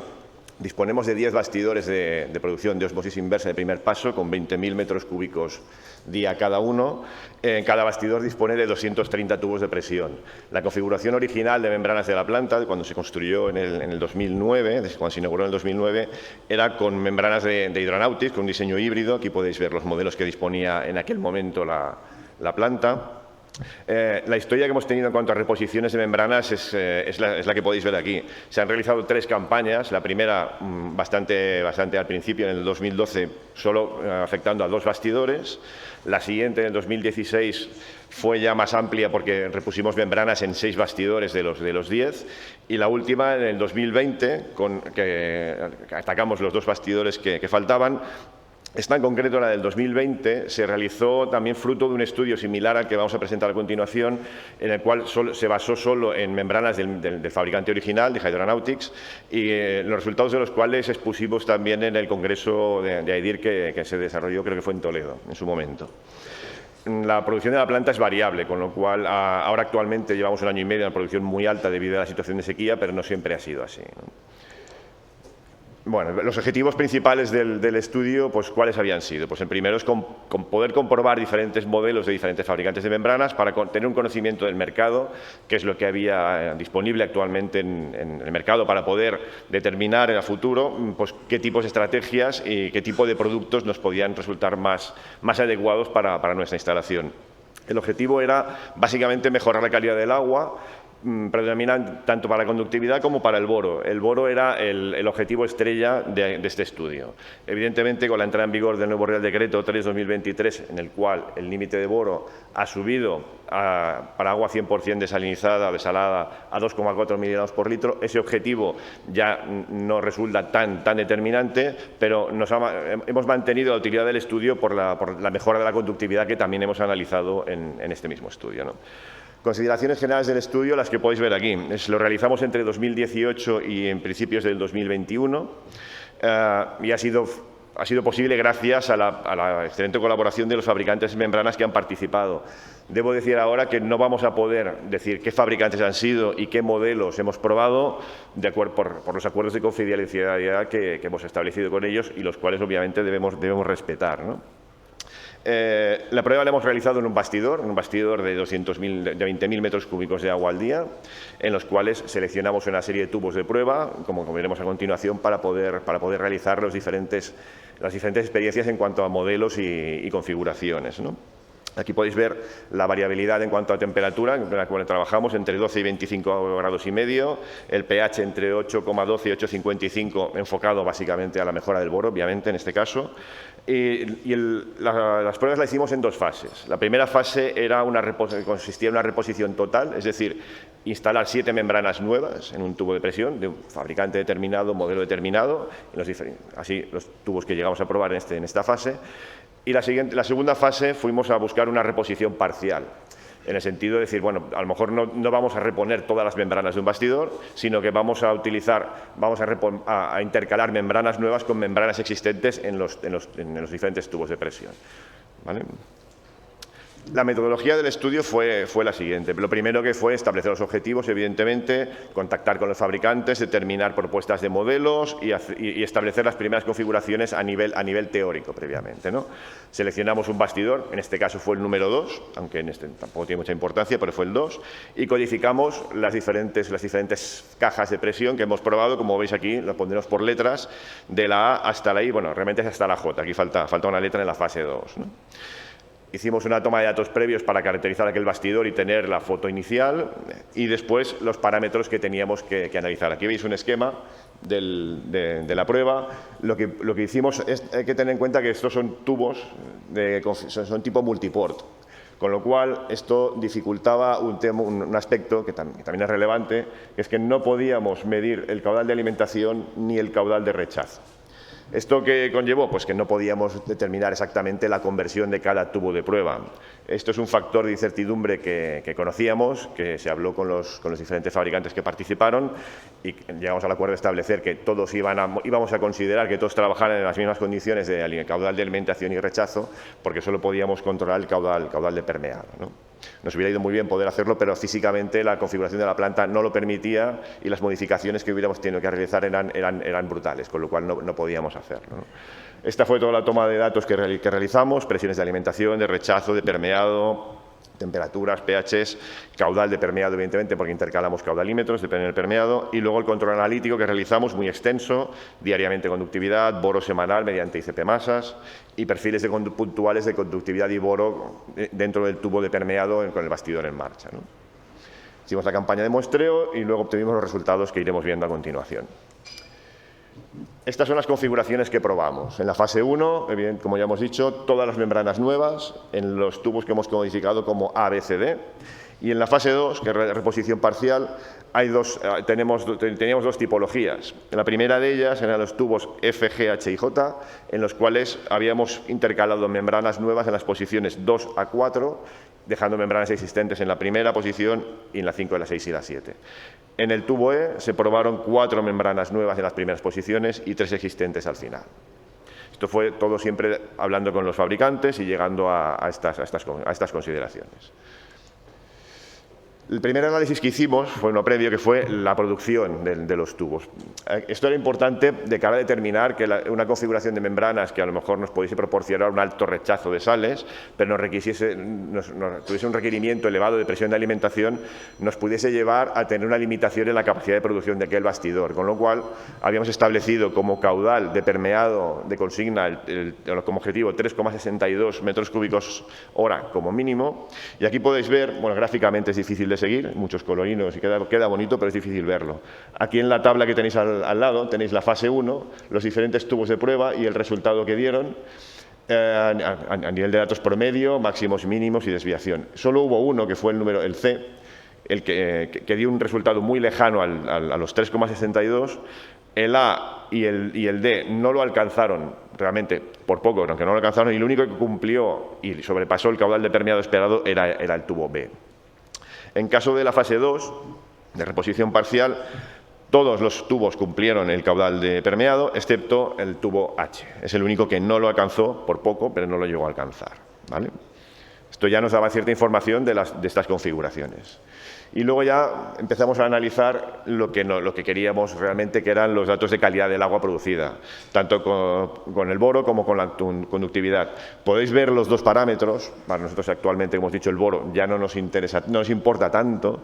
La conductividad sí, nos sigue interesando. Y aquí podéis ver, bueno, aquí no podéis ver las fechas, obviamente, pero esto es desde el 2018, finales del 2018, hasta mitad del 2019, que duró la fase 1. Y lo que sí que podéis ver abajo son los resultados en promedio. Eso simplifica el estudio, pero podéis visualizarlo más correctamente. El tubo que mejor resultado nos daba era la configuración B, con una mejora del boro del 33,99-34%. Y en cuanto al paso de sales, lo proporcionaba en el B y mejor aún el tubo número letra D, ¿vale? Ya pasamos a la fase 2, que para nosotros será seguramente más representativa de lo que probablemente realizaríamos en el futuro. Era una reposición parcial. Aquí lo mismo, veis las gráficas, se ven las tendencias de variación. Evidentemente esto es debido a la temperatura, variaciones de temperatura. El estudio duró bastante tiempo, nos interesaba poder alargarlo para poder ver el resultado de las membranas tanto a lo largo del tiempo como en diferentes condiciones de temperatura, era importante. En cuanto a los resultados que obtuvimos, pues los podéis ver en la tabla. El tubo E dio un resultado en cuanto a mejora del boro muy pobre, 4,38%. Tenía 4 membranas nuevas en las primeras posiciones y fue el que peor resultado dio. Mejora de la conductividad tampoco aportó un resultado excelente, un 8,54%. Y aquí podéis ver los diferentes tubos, las diferentes configuraciones en las cuales el mejor balance obtenido era el tubo calificado como la letra I, con un 12,68% de mejora de boro y un 10,6% de mejora de conductividad. Resultados parecidos obteníamos con los tubos F y H. En cuanto al boro, el F y el H eran muy parejos. En cuanto a conductividad, el F lo superaba ligeramente. ¿Qué conclusiones extrajimos de todo esto? Bueno, pues en la fase 1 era el tubo D el que proporcionaba los mejores resultados, ¿no? En la fase 2, que es la más representativa y la que más en detalle quisimos analizar, vimos que el tubo H no llegaba al caudal de referencia, se acercaba, quedaba cerca, pero no lo proporcionaba, con lo cual aquí teníamos cierto riesgo de encontrarnos con un bastidor que no pudiese dar los 20.000 metros cúbicos día, porque requisiese una presión excesiva superior a la permitida por el bastidor. Sí que vimos, que esto en la gráfica cuesta de ver, que los tubos H y J presentaban cierto empeoramiento de la conductividad a lo largo del tiempo. Es decir, eran tubos que habían empezado bien y con el paso de las semanas o meses habíamos visto cierto empeoramiento en cuanto a sus resultados comparado con el resto de tubos, ¿no? Con lo cual eso también nos podía dar indicaciones de cómo se comportarían aquellas membranas a lo largo del tiempo, porque al principio cuando son nuevas pues funcionan básicamente bien, no todas igual, pero a lo largo del tiempo vemos cosas que nos interesan, ¿no? El tubo F F también presentaba empeoramiento en cuanto al boro, no nos interesaba ya tanto actualmente, y el tubo I era el que presentaba mejores resultados en cuanto a boro y conductividad, el balance total, y en cuanto a mantenimiento de esos resultados a lo largo del tiempo, ¿no? Está claro que el estudio nos ha permitido obtener un conocimiento muy valioso, ya no solo de la tipología de membranas que existían, evidentemente a partir del 2018-2021 siempre los fabricantes van sacando novedades al respecto, ¿no? Nos ha permitido un conocimiento importante de los diferentes fabricantes y diferentes modelos de membranas que hemos podido testear. El cambio legislativo, como hemos dicho, pues ya no nos supone una necesidad de estudiar el boro, sí que mantenemos el interés en la mejora de la conductividad para mejorar el paso de sales, y también, evidentemente, en nuestro caso nos ha permitido desarrollar todo un estudio que hemos podido poner en práctica pues, la metodología en cuanto a cambios de membranas, en cuanto a tomas de datos, en cuanto a análisis, en cuanto a evaluar a lo largo del tiempo pues cómo se comportan los diferentes bastidores, ¿no? Con lo cual, en ese sentido, pues seguimos pensando que ha sido un trabajo muy útil. De hecho, fruto de este trabajo, posteriormente lo que hicimos fue una compra de un reducido número de membranas, en concreto del tubo, las correspondientes a la caja, al tubo I, que nos permitirá, porque todavía no está final hacia esta actuación, ejecutar una mejora en el paso de sales de un par de bastidores que tenemos, pues que en los últimos meses hemos visto cierto empeoramiento, pues vamos a aprovechar todo este estudio pues para poder mejorar las condiciones de funcionamiento, de tratamiento de la planta en este sentido. O sea que la utilidad la hemos puesto de manifiesto, obviamente, ¿no? Y finalmente, pues evidentemente la parte de agradecimientos. En primer lugar, obviamente, sin los fabricantes de membranas, sin su participación y apoyo e interés, no hubiéramos podido realizar este estudio, ¿no? Ellos disponen de los resultados obtenidos por sus membranas, obviamente, tiene que ser así, y bien, sin ellos no hubiéramos podido realizarlo. Con lo cual, desde aquí, ellos ya lo saben, nuestro más sincero agradecimiento a su participación. Y, pues, evidentemente, también al propio personal de nuestra planta. Han trabajado mucho haciendo los cambios de membranas, haciendo todas las tomas de datos diarias y, sobre todo, por el gran interés que ha mostrado todo el personal de la planta en cuanto a lo que estaban haciendo, para qué servía, qué resultados hemos obtenido. Y, bueno, especialmente a mi compañera Irma Montesinos, que está aquí, es coautora del estudio también y que además me ha tenido que soportar a mí durante todo este tiempo con esto, ¿no? Y esto es todo. Muchas gracias.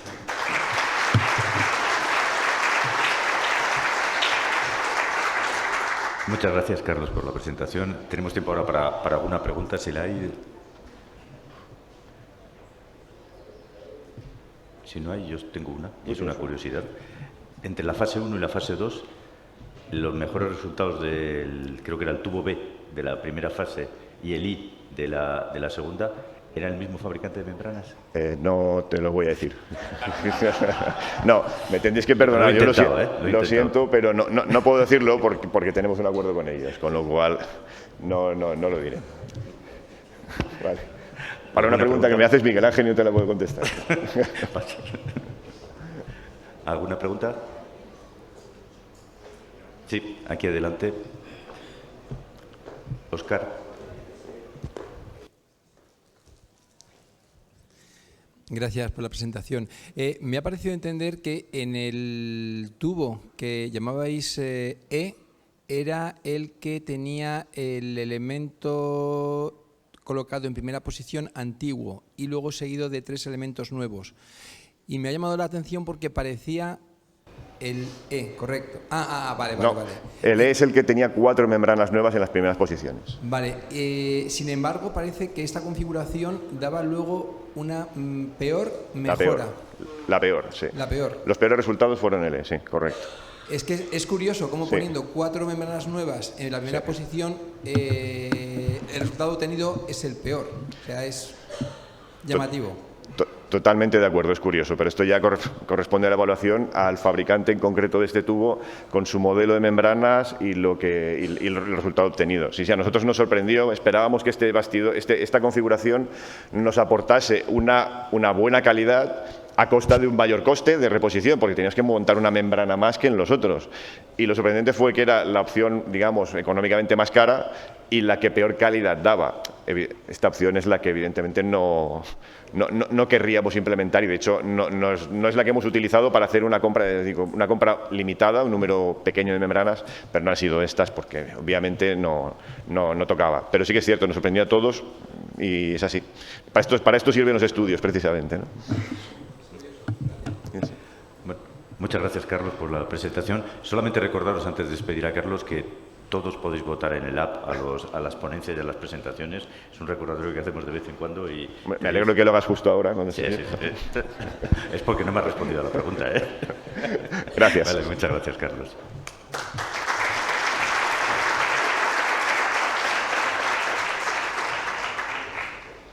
Bien, pues pasamos a la siguiente ponente. Nuestra siguiente ponente es Livia Méndez. ¿Está Livia? Aquí viene, sí. Vale. Livia Méndez es ingeniera química, máster en gestión sostenible y tecnologías del agua y doctora en agua y desarrollo sostenible por la Universidad de Alicante. Y nos va a hablar de medios filtrantes novedosos como pretratamiento de sistemas para osmosis inversa. Gracias, Lidia, cuando quieras. Gracias. Muchas gracias por la presentación. Bueno, os voy a contar un poco sobre medios filtrantes novedosos en la parte de pretratamiento de sistemas de osmosis inversa. Bueno, aquí, como muchos sabéis, toda la parte de la costa mediterránea de España, en verano, pues hay mucha población. En Denia específicamente, que es donde hacemos este estudio, prácticamente cuadruplica la población en verano. y con las pocas lluvias y el aumento de temperatura, pues las desaladoras están a tope. En el caso en concreto, la de Denia, tiene posibilidad de alimentación de dos fuentes diferentes, una de río, Racons, y otra de agua de pozo. En verano, con el aumento de la población, casi que hay que usar las dos fuentes. Entonces, por eso hacemos, básicamente nos centraremos en el agua de río, que es el agua, bueno, que los optimistas llaman de río, pero es el agua que de verdad tenemos, que es un agua bastante compleja y que tenemos más problemas. Entonces, todos estos medios probamos con este agua, que es la que más trabajo nos da, ¿no? Bueno, es un agua que tiene una variación de conductividad brutal, de turbidez. La conductividad pues, puede variar.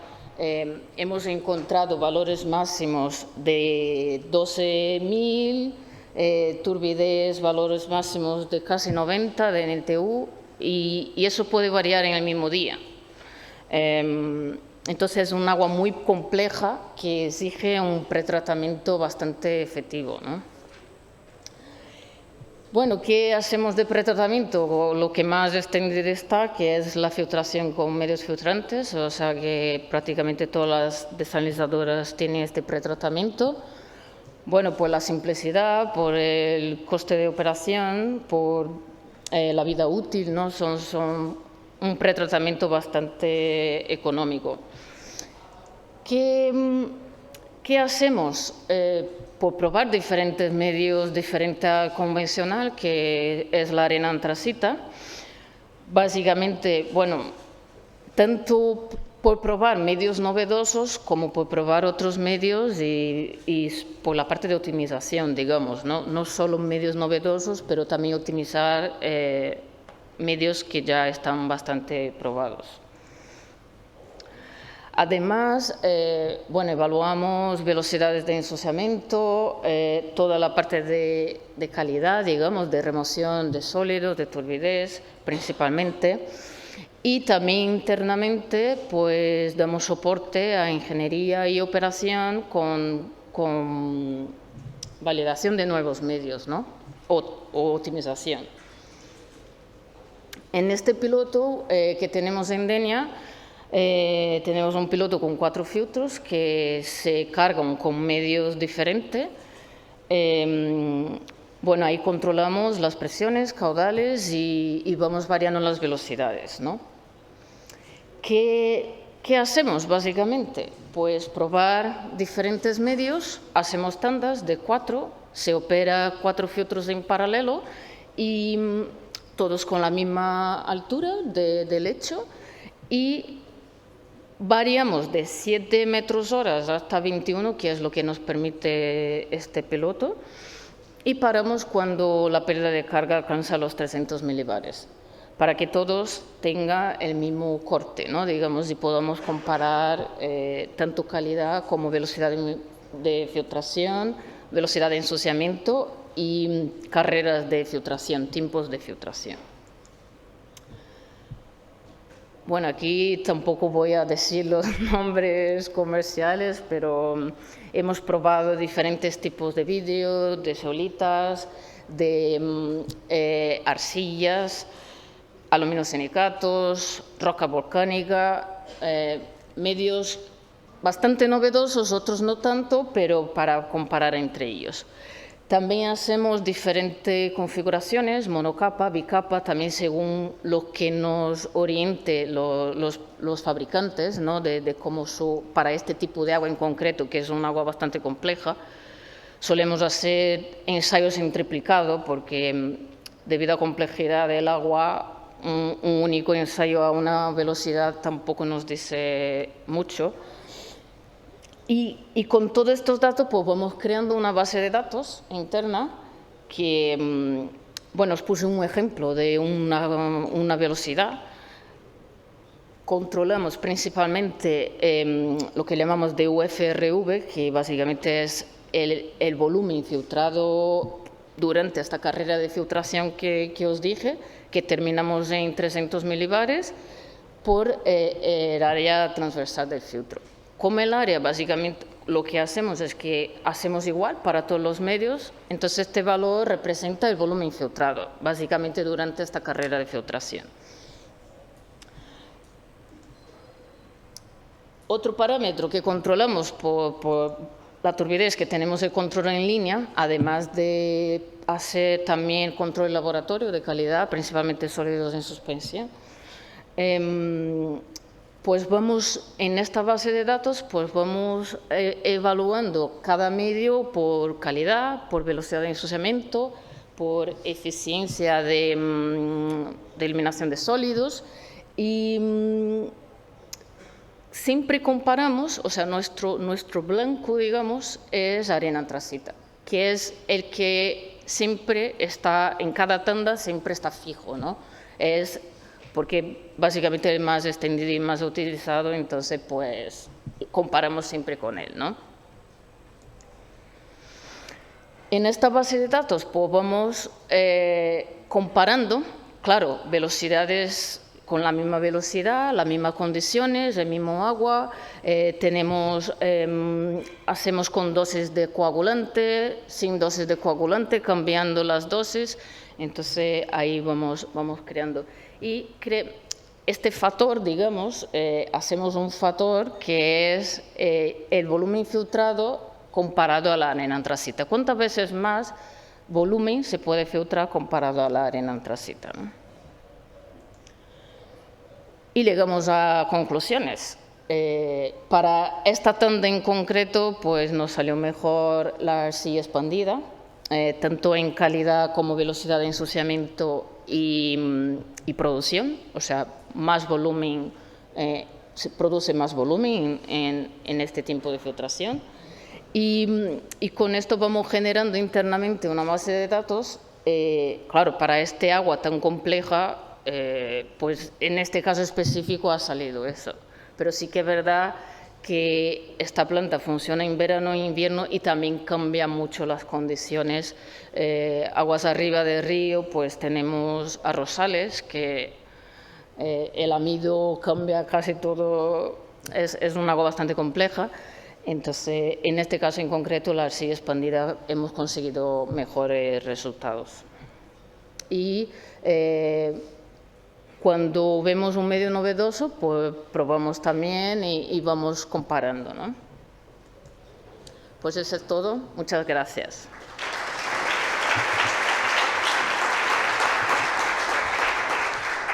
Pues muchas gracias, Livia, por ajustarte al tiempo. Ahora es momento de preguntas, si tenéis alguna desde el...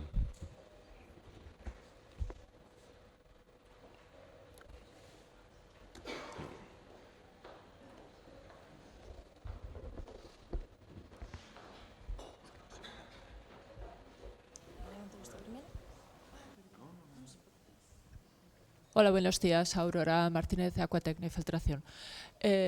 Una consulta. Cuando has dicho que obtienes mejores resultados, exactamente los resultados a qué te estás refiriendo, ¿a mejor calidad de agua, a ciclos de lavado más largos? Me ha quedado claro, perdona.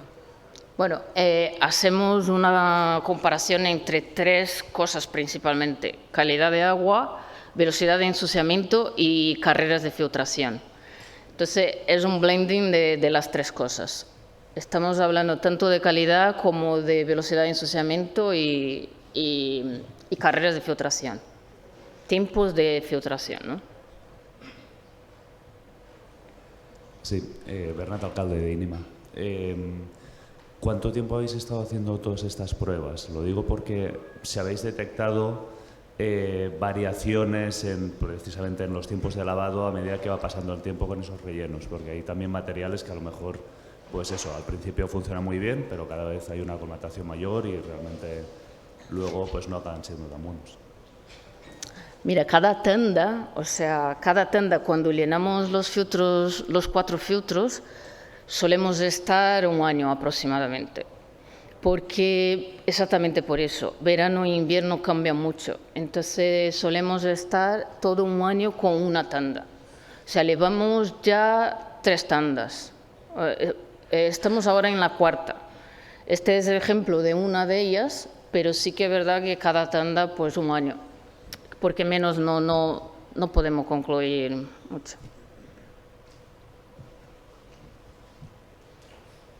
Hola, Kevin Johnson, Beta Química. Nos ha hablado del proceso de contralavados, de cómo se limpiaba. ¿Se limpiaba todo igual? ¿Las velocidades? ¿Se utilizaba aire? Contralavados son muy importantes también a nivel económico para un lecho filtrante. Sí, sí. No utilizábamos aire porque, bueno, por cómo está construida el piloto, simplemente con agua, todos con agua. Sí que es verdad que, bueno, dentro de esta base de datos tenemos una parte específica de los lavados, porque lo que observábamos es que hay medios que necesitan más agua para lavar. Sí que fijábamos los tiempos, lavábamos por 15 minutos y buscábamos siempre la misma expansión. Básicamente ahí conseguíamos expandir como un 30% más o menos.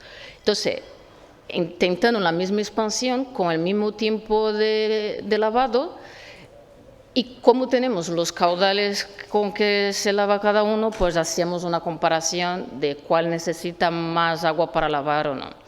Y además, no solo en volumen de agua, pero como los filtros son transparentes, también se ve la capacidad que tienen de verdad eliminar, ¿no?, lo que se ha quedado retenido. Entonces, eso también está ahí en esta base.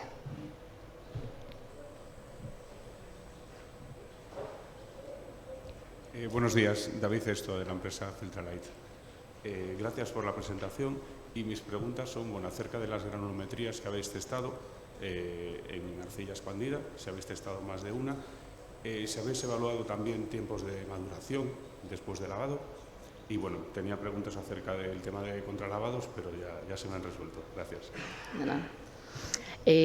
Sí que cuando llenamos los filtros, lo que se hace, claro, se hace un lavado en todos los filtros de igual caudales, igual tiempo. Se suele lavar como 3 veces. O sea, fijamos un tiempo, ¿no? O sea, para que sea iguales en todos. Y lo de la arcilla expandida, hemos probado, bueno, en las tres tandas se probaron, en una se probó modo bicapa, si no me equivoco era 0,8 la granulometría de una de ellas. Una fue monocapa y otro bicapa. Bueno, y a raíz también de estos ensayos, la planta también cambió la planta desalinizadora cambió sus filtros por este elemento.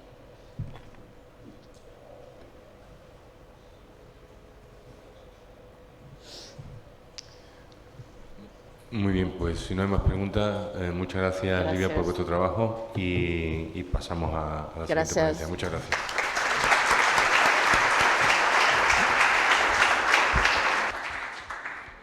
Bueno, y pasamos a nuestro último presentador de esta sesión.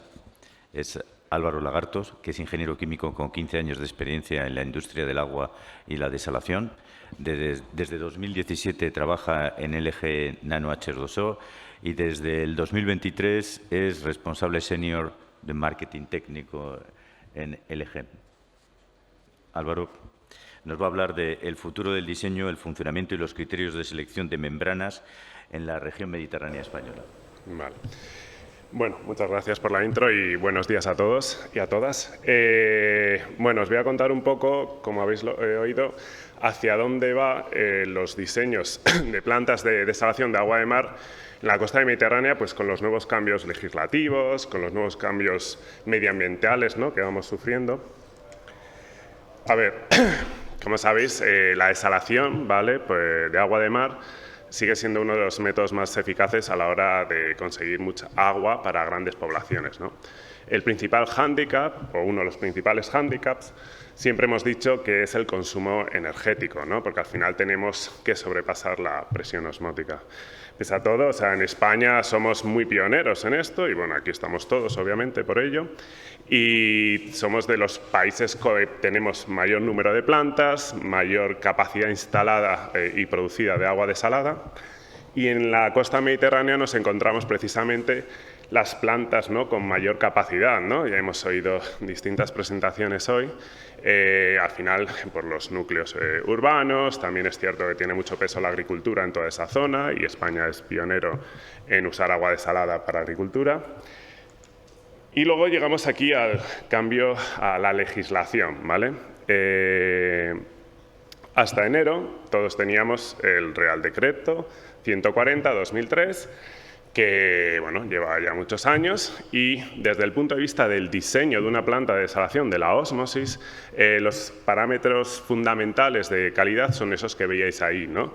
Donde destacaban los cloruros, que son muy parecidos casi en cualquier norma de agua potable mundial, y el boro, ¿verdad? Que el boro ya hemos oído antes del estudio que se había realizado en la planta de Barcelona. Siempre ha sido un problema para las membranas de ósmosis, porque bueno, yo mismo he hecho varias presentaciones siempre con el boro de fondo. El rechazo es menor que para otros iones como los cloruros y por tanto limitaba mucho el diseño, hasta el punto de que los diseños se hacían en base a cumplir ese parámetro. Con la nueva legislación, que por cierto hay una errata, que no es RD2 sino es 3, por si la buscáis. El cambio más significativo, lo habían comentado antes, es la concentración del boro. Este ha pasado ahora a ser 1.5, ¿vale? O hasta 2.4 cuando el agua viene mayoritariamente de producción de una desaladora. Y claro, para todos aquellos y aquellas que diseñéis o operéis plantas de desalación de agua de mar, sabéis que este cambio lo mueve todo. Es decir, el boro pasa de ser vuestra pesadilla a ser algo que fácilmente con prácticamente cualquier membrana que tenemos de alto rechazo en la industria lo podemos alcanzar en las condiciones que tenemos en el mar Mediterráneo. Aparte de los cambios de legislación, tenemos el cambio climático y el calentamiento global, ¿verdad? Cada día escuchamos noticias sobre estos, ¿no? La temperatura del agua del Mediterráneo se estima que se calienta entre 2 y 3 veces más rápido que cualquier otro mar, que cualquier otro océano. O sea, vivimos en una zona que está muy afectada por estos condicionantes. Hasta el punto que el año pasado, seguro que lo padecisteis o lo visteis en las noticias, cómo se superaba y se batían récords de temperatura. Una boya en las Baleares llegó a tener una temperatura entre 31 y 32 grados. ¿Qué pasa si tenemos más temperatura en el agua? Pues lo que pasa es que hay mayor paso de sales, ¿no? Porque las membranas rechazan peor cuando tenemos altas temperaturas. ¿Qué necesitamos? Pues hay varias soluciones. O usamos membranas que sean más cerradas para poder cumplir con los criterios de calidad, o necesitamos membranas que nos tengan un mayor rechazo. Si miramos la evolución de las membranas de agua de mar, ¿vale? Llevan en la industria pues, desde los años 80, ¿no? Me refiero a las membranas que conocemos, las espirales, ¿no? Las membranas que se conocen TFC, ¿no? De sus siglas en inglés, de película delgada, fina, compuesta. Estas membranas fueron evolucionando, ahí veis más o menos, a principio entre la primera década de los años 2000, se llegan a alcanzar las permeabilidades que a día de hoy seguimos teniendo, que todas las membranas de alto rechazo rondan entre los 6.000, 5.000, los 10.000 galones por día. Y el rechazo que se llegó a alcanzar estaba ahí en torno al 99.8 para cloruro sódico, 99.82 quizá algún elemento, y es en el 2010 cuando entran las membranas de TFN, ¿vale? Que son las membranas que usan nanomateriales en parte de la capa activa. Estas membranas ya en el 2010, que se empiezan a comercializar, alcanzan hasta el 99.85, ¿vale? Unos años más tarde se introduce la segunda generación, que ya llega hasta el 99.88. Estas pequeñas diferencias, al final, tienen un impacto muy grande, porque si tú tienes un agua y puedes usar una membrana con más rechazo, vas a poder usar membranas más abiertas para dar soluciones y, por tanto, el consumo energético, que como visteis en la primera diapositiva, sigue siendo muy significativo en la desalación de agua de mar, pues podemos optimizarlo o como mínimo no empeorarlo. Entonces, yo he realizado unos pequeños estudios de diseño, ¿vale? Con condiciones de agua del Mediterráneo. Todas estas condiciones que veis aquí no me las he inventado. Es decir, yo he recibido requerimientos de diseño con condiciones de aquí, ¿vale? La que más os llama la atención es la temperatura. Yo he sometido diseños ya con este rango de temperatura para el agua del Mediterráneo, ¿vale? El primero ejercicio que hago es cómo diseñaba antes. Si a mí me mandabais, Álvaro, por favor, mándame unas proyecciones en diciembre, en noviembre del año pasado, pues con esas condiciones yo me hubiera tenido que ir a buscar una membrana bastante cerrada de nuestro portfolio de TFN, que es esta, la LGSW400SR, ¿vale? Que tiene 6.000 galones por día, y aún así, como tenía que cumplir con el boro, en el peor escenario de calidad, así es como se diseña, ¿no? Tenemos un rango de temperaturas, una membrana nueva, una membrana vieja, y diseñamos siempre para las peores condiciones. Me hubiera tenido que ir a esta solución que hubiera requerido algo de osificación de sosa para cumplir y nos daría una presión en torno a los 74 bares. Si nos movemos al nuevo Real Decreto, ¿vale? Acordaros, RD3, no 2. Lo que hago es, primero, probé con nuestro software te puedes crear membranas, ¿no? Entonces me creé unas membranas TFC que tuvieran permeabilidades similares a nuestros modelos, ¿vale? Y con un máximo de rechazo del 99.8. Si yo hago un diseño para las condiciones que me puedan pedir actualmente de una planta de agua de mar en el Mediterráneo, con una membrana TFC que tuviera unos 7.500 galones por día y un 99.8 de rechazo, si hago el diseño cuando veo a la máxima temperatura, veo que no soy capaz de cumplir. De hecho, me sobrepaso ya a nivel de proyección. A nivel de presión, obviamente, 7.500 nos va a dar una presión más baja que 6.000 galones por día. Por tanto, con este tipo de membrana me tengo que ir a buscar una membrana más cerrada, ¿vale? Porque tiene un rechazo del 99.8 que me permita cumplir con ese criterio. Cuando voy a la siguiente membrana, me tengo que ir a un modelo de 6.000, ¿vale? Y en este caso vemos que ya cumpliría a nivel de proyección. ¿Y qué pasa? Que la presión se nos va de nuevo a los 74 bares. Si hago el mismo ejercicio y lo aplico con membranas TFN de primera generación, que os decía que llegan hasta el 99.85, en estas condiciones, ¿qué pasa? Yo puedo empezar con una membrana, nosotros tenemos esta, la LGSW400GR, ¿vale? Tiene 7.500 galones, ¿vale? Y ese 99.85 hace que cuando yo ejecuto la proyección en el peor escenario, ya me cumpla. Me está proyectando lo mismo que me estaba proyectando la otra membrana con mucha menos permeabilidad. Y la presión, pues veis ahí la diferencia. Ahí ya a nivel de proyección en el peor escenario, ¿vale? A 15 grados, de por encima de los 5 bares. Pues que además, si en estas condiciones yo empleo una membrana de segunda generación, donde ya tengo un rechazo todavía mayor, ¿qué me permite esto? Me permite buscar soluciones con todavía más permeabilidad. Y entonces esta membrana, que es la LGSW400RG2, tiene 9.000 galones por día, ¿vale? Yo cojo esta membrana, proyecto en mi peor escenario y veo que tengo ya una proyección que me da lo mismo que me estaba dando la anterior, ¿vale? Es decir, tengo margen suficiente para cumplir con la calidad en el peor escenario, que es con alta temperatura y membrana vieja, y sin embargo la presión, ¿a dónde se nos va? Simplemente por encima de los 65 bares. Las diferencias son muy significativas. Obviamente este es un ejercicio de diseño, pero como os digo, todas estas condiciones son reales, ¿vale? Al final la comparativa, veis, nos podríamos ahorrar energéticamente fácilmente, podemos andar entre un 7 o incluso hasta el 10%, depende de las condiciones de operación. Y bueno, pues nada más. Lo que vemos en el mar Mediterráneo y nosotros que lo experimentamos es que tenemos los cambios legislativos, ¿vale? Que por un lado nos han aliviado en cuanto al rechazo de boro, eso es totalmente cierto, pero ahora tenemos que afrontar los otros parámetros, como son los cloruros y el cambio climático que nos está afectando de esta manera tan importante en nuestra región, pues también nos va a afectar a cómo podemos enfocar los diseños de aquí en adelante.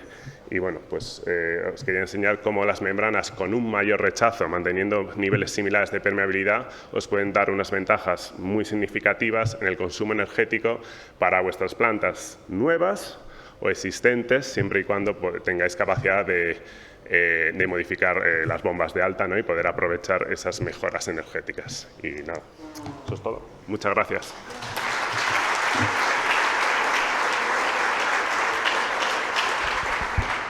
Muchas gracias, Álvaro. Ahora es tiempo de preguntas.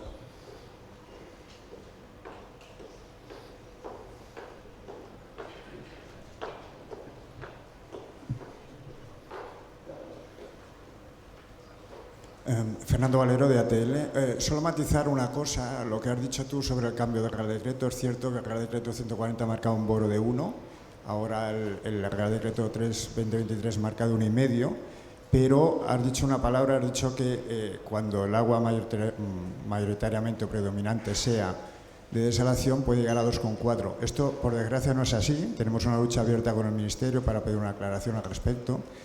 De hecho, lo que pone, la palabra que pone es total, cuando el agua sea totalmente procedente de desalación. Eso quiere decir que si mezclas un agua de 2,3 con una de 1, dependiendo de la proporción, si te da más de 1,5, tendrás agua no potable. Y esto es una lucha que estamos desde diferentes asociaciones intentando que lo modifiquen, pero de momento no es así. Entonces vamos a esperar que lo consigamos, porque si no tenemos un problema no a la salida de la planta, sino en el punto de entrega a los clientes, ¿no? Gracias. Sí, me parece que hay dos condicionantes que ponían. Uno es ese que has mencionado y también habla de si hay circunstancias peculiares geológicas de la zona. Me imagino si tienen contenidos muy altos en boro, si es un pozo. Sinceramente, todas las peticiones que he recibido desde que entró en vigor este Real Decreto, la gente se fija en el 1,5 y no en el 2,4, con lo cual va alineado con lo que tú acabas de comentar.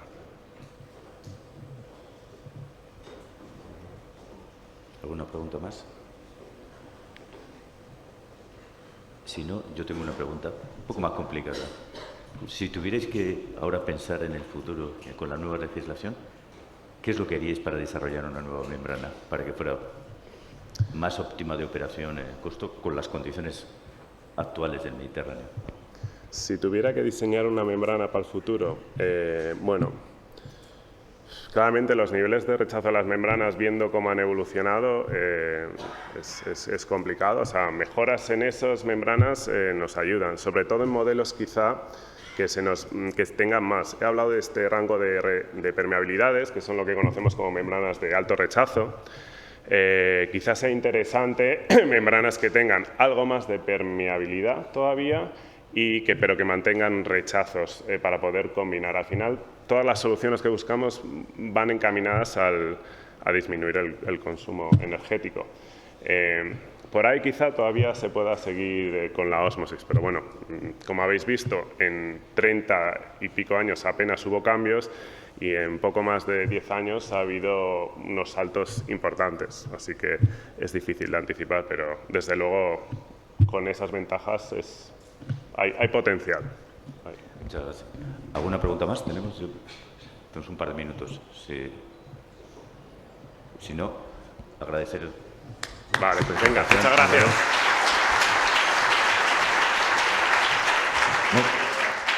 Muchas gracias a todos por haber asistido a esta presentación. Ahora tenemos la pausa café. Creo que es el momento de aprovechar para pasar a ver los pósters que están en el área del café. Son pósters preparados por Luis Navarro, Alejandro Caballero, Jorge Domínguez, Amin Rostami Rabari Anreza Bazarzán, Federico León Cerpa, Lidia Sáez y Teresa Pérez.